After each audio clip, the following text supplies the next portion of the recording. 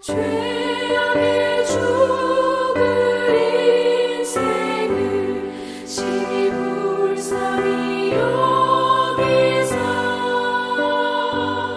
저 하늘의 영광 버리고 이 세상에 오셨네. 오 사랑의 예수님,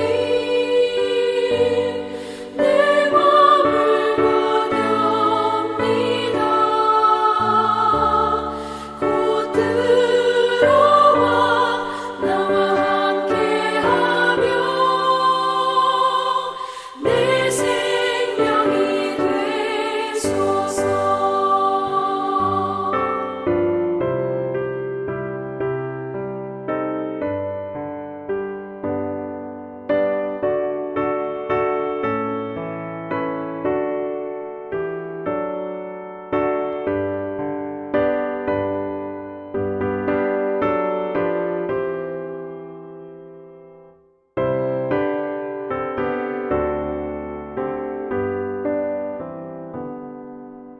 홍보를 입은 구주는 가시면류관 쓰시고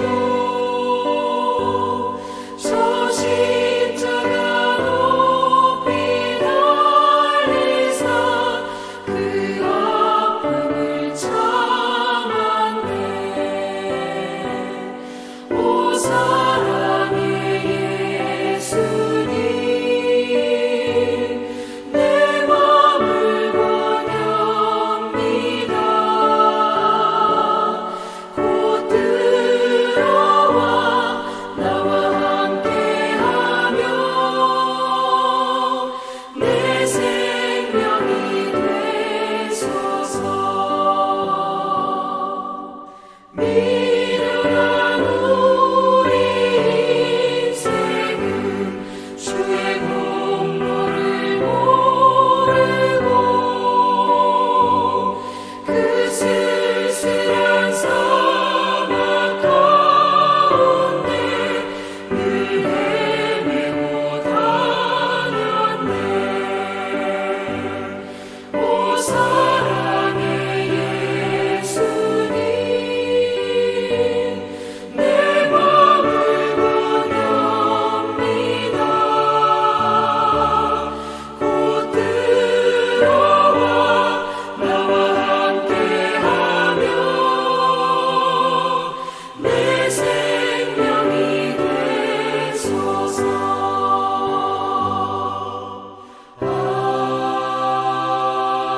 아멘.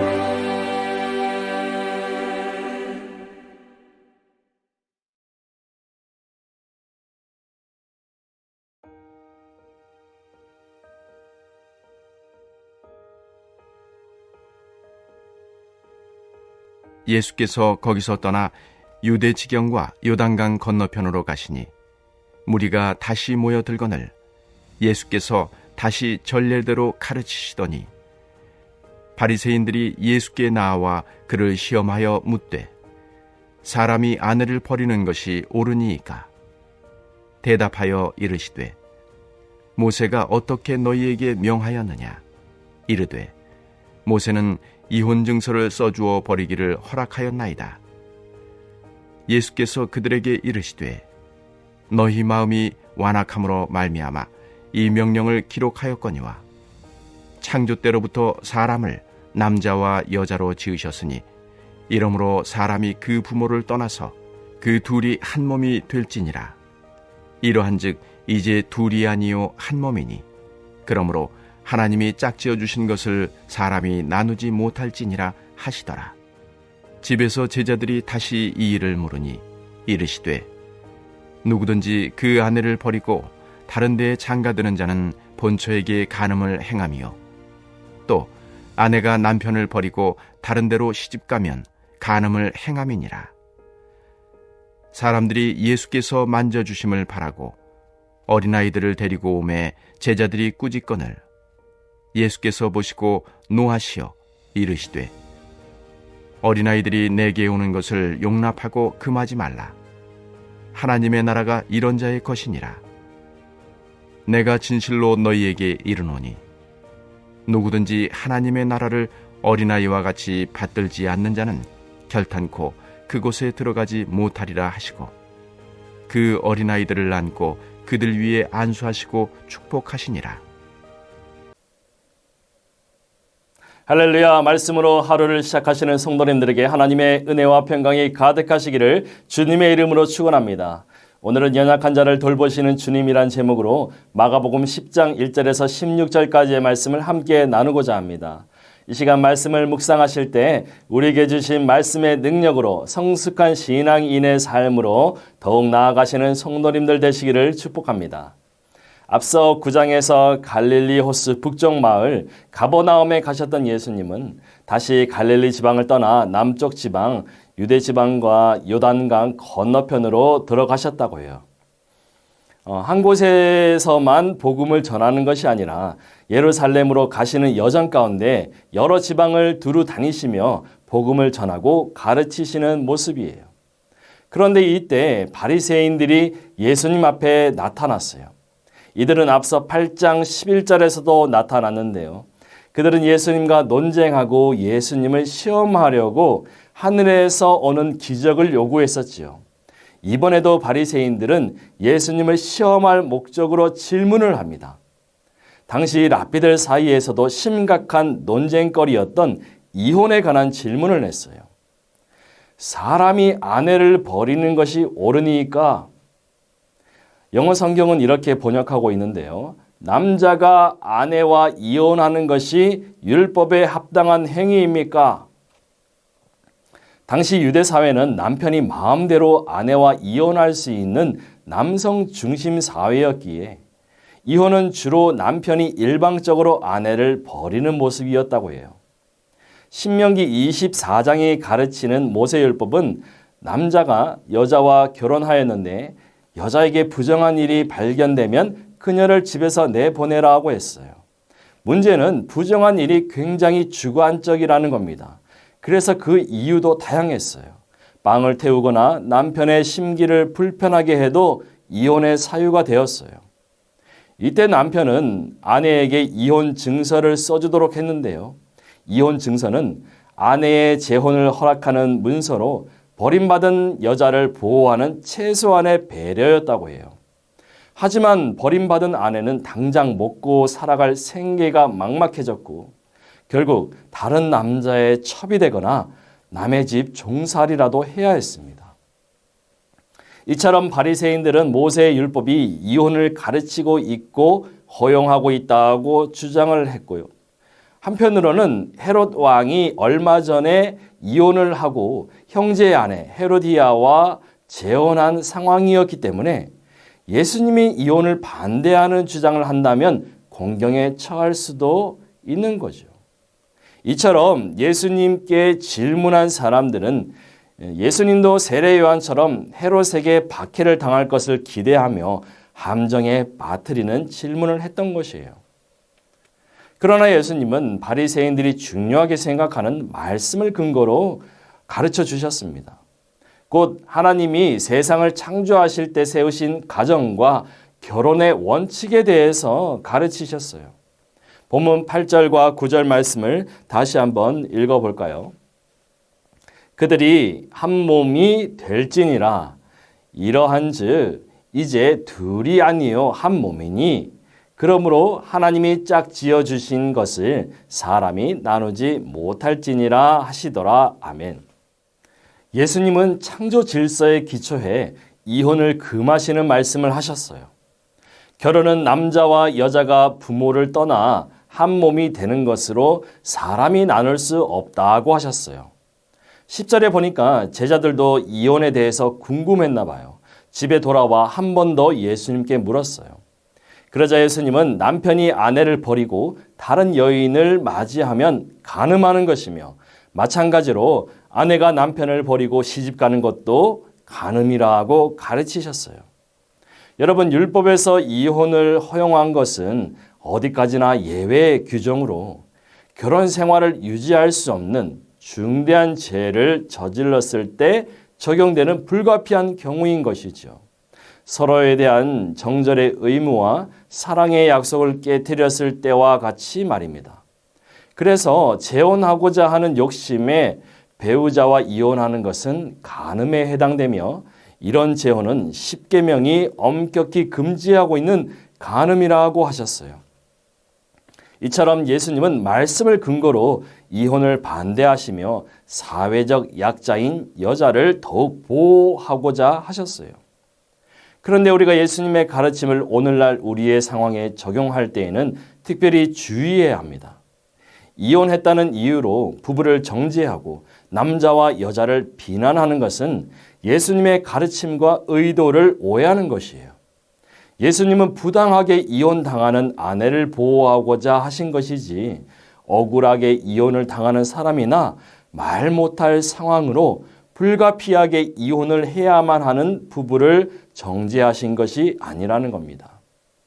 바울은 믿지 않은 배우자가 이혼을 요구할 경우에는 그를 떠나게 하여 그 일에 얽매이지 말라고 권면했어요. 그러나 하나님이 화평 중에 성도를 부르셨으므로 할 수 있으면 이혼하지 말고 함께 살면서 그의 영혼 구원을 위해 기도하라고 권면했어요.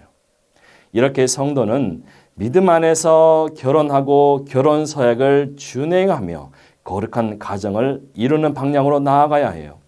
이것이 말씀에 순종하는 삶이고 하나님이 기뻐하시는 거룩한 가정이 되는 길임을 믿으시기 바랍니다. 얼마 전에 어느 권사님으로부터 아들 결혼식의 기도를 부탁받은 일이 있었어요. 주례 없는 결혼식인지라 제 기도를 통해서 말씀이 선포되고 부부에게 축복을 빌어 주어야 하는 사실상 주례와 같은 부담스러운 기도를 부탁받았습니다. 혼자 가기가 부담스러워서 그리고 권사님의 부탁도 있었는지라 아내와 함께 예식장을 갔습니다. 순서에 따라서 신랑이 입장을 했어요. 이미 오래전이지만 저의 결혼식이 생각났습니다. 또 신부가 입장을 했죠. 화려한 순백의 드레스를 입은 신부의 모습이 정말 아름다웠어요. 그런 신부를 맞이하는 신랑의 눈은 빛이 나고 얼굴에는 미소가 가득했어요. 그 순간 아름다운 10월의 신부였던 제 아내를 바라보았습니다.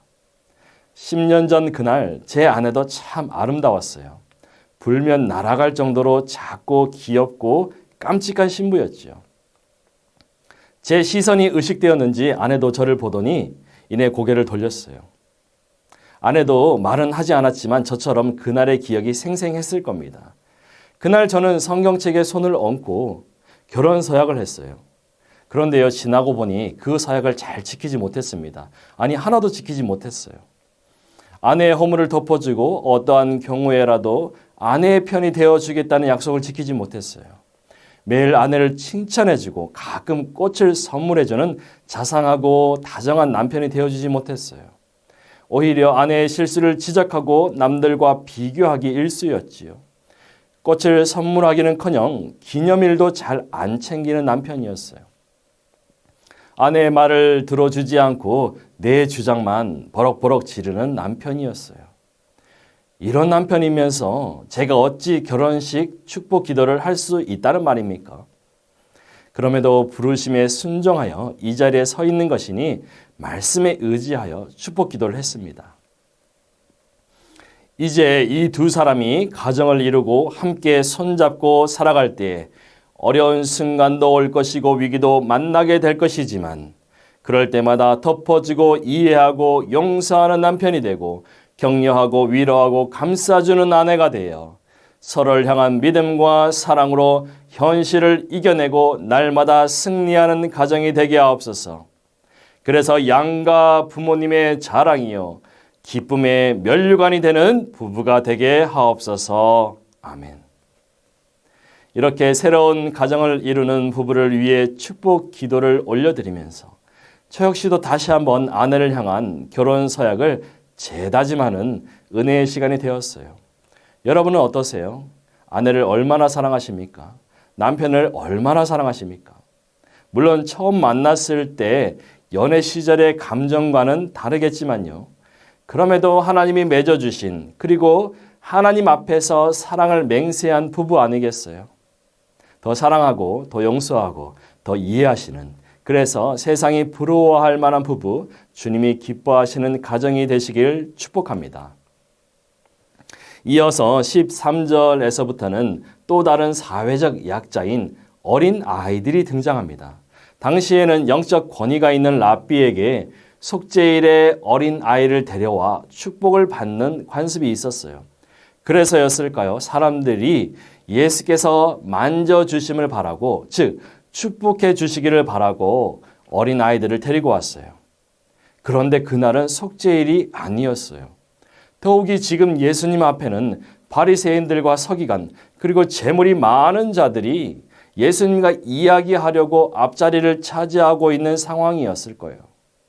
오랜 시간 기다린 병자들도 100m 줄 서 있었겠죠.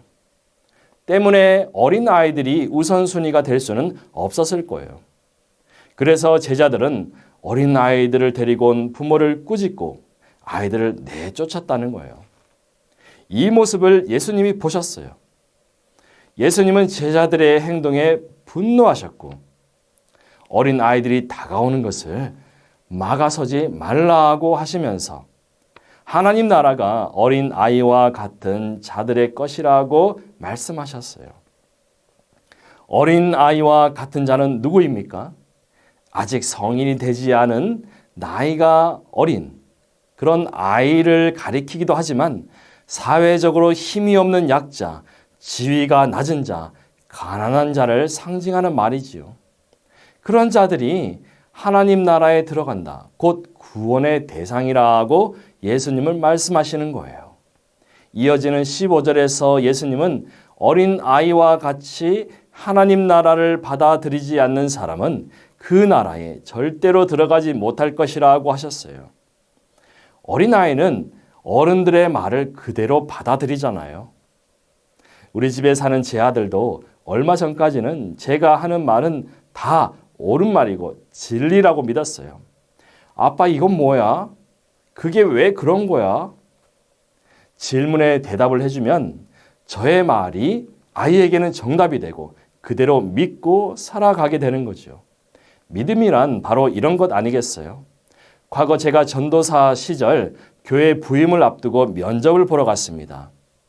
선임 부목사님 면접을 통과하고 담임 목사님 면접을 보게 되었는데요. 담임 목사님은 딱 2가지 질문을 하셨어요. 첫 번째는 전도를 해 보신 적이 있습니까? 2번째 질문은 천국과 지옥이 있음을 믿으십니까? 너무나 당연한 질문이었지만 그날 목사님이 제게 던지신 질문은 아직도 잊을 수 없는 질문이 되었어요. 목회자들 중에서도 천국과 지옥이 있음을 믿지 않는 자들이 있다는 말이에요. 말씀에 순종하지 않고 자기 생각에 옳은 대로 행하는 성도들이 많다는 거예요. 오늘 주님은 우리에게 어린 아이와 같은 믿음을 요구하십니다. 하나님의 음성을 듣고 행하는 자, 말씀에 순종하는 어린아이와 같은 순수한 믿음을 가진 자만이 하나님 나라에 들어갈 자격이 있다고 하세요. 사랑하는 전주 안디옥교회 성도 여러분, 오늘 하루 주님께서 우리에게 가르쳐 주신 말씀에 순종하여 어린아이처럼 약한 자, 소외된 자, 작은 자를 배려하고 도와주고 섬기며 살아가시기를 바랍니다. 또한 예수님의 마음을 닮아서 서로 이해하고 용서하고 상대의 허물을 덮어주는 부부, 형제, 가정, 구역, 그리고 우리 교회가 되기를 바랍니다. 그리하여 언젠가 천국에서 하나님 만나는 그날에 어린아이처럼 하나님 품에 안겨 칭찬받고 면류관에 빛나는 인생 꿈꾸며 살아가시는 성도님들 다 되시기를 주님의 이름으로 축원합니다. 말씀을 기억하며 함께 기도하시겠습니다. 먼저는 이 완악한 세대를 본받지 말고 하나님이 기뻐하시는 온전한 가정 이루게 하소서. 2번째는 90일 성경 일독에 참여하여 날마다 말씀으로 승리하는 우리가 되게 하소서. 3번째는 다음 세대를 위한 새 성전 건축의 과정이 하나님의 섭리대로 이루어지게 하시고 건축을 위해 마음을 모으고 기도하는 전주 안디옥교회 성도들 되게 하소서. 이러한 기도 제목으로 함께 기도하시겠습니다.